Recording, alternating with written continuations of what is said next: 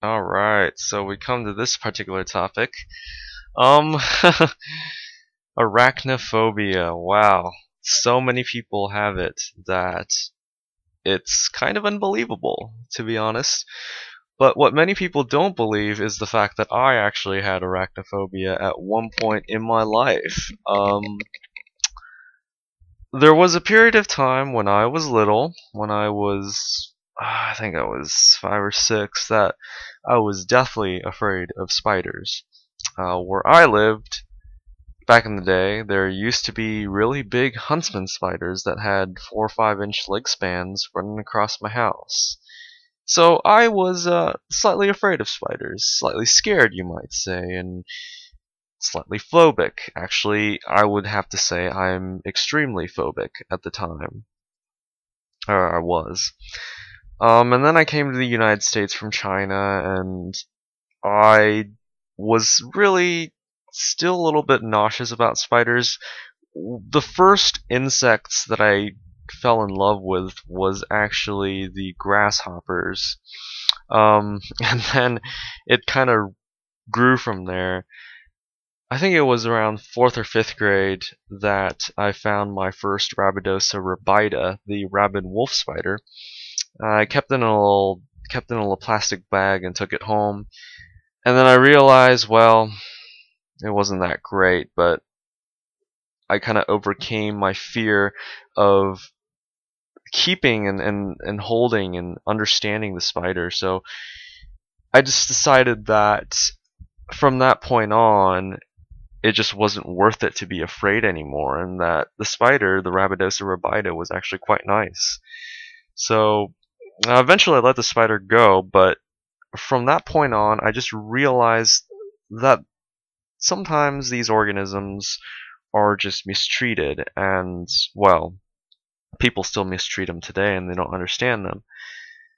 And I guess that the rubida showed me that not all spiders are aggressive, not all spiders are mean, and I just believed that I should probably learn more about them. So, starting from 7th, 8th grade on, I started keeping the Aegialenopsis grass spiders, and then the fear just slowly dwindled. I didn't want to hold them at that time, I'll admit that, because they were still kind of iffy, kind of fast. The venom I know wasn't capable, but by that time I had realized how to identify the brown recluse and the black widow, so I no longer worry about what I deal with. I just don't really like to hold them.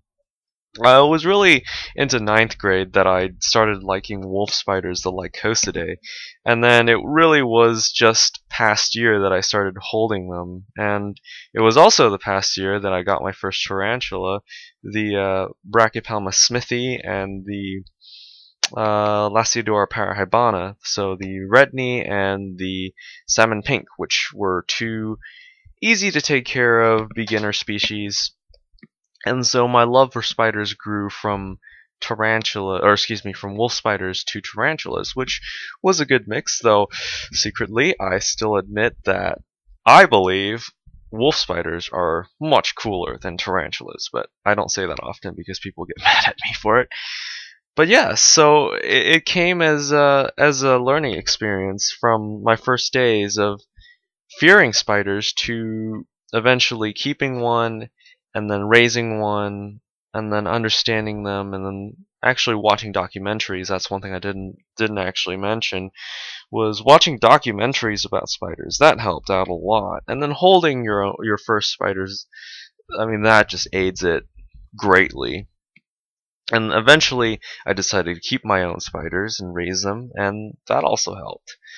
So yeah, I mean, how I got over my fear of arachnophobia, uh, total immersion, I guess, would be the right way to put it. Just immerse myself within the arachnids, and then understanding them, raising them, keeping them, and then studying them.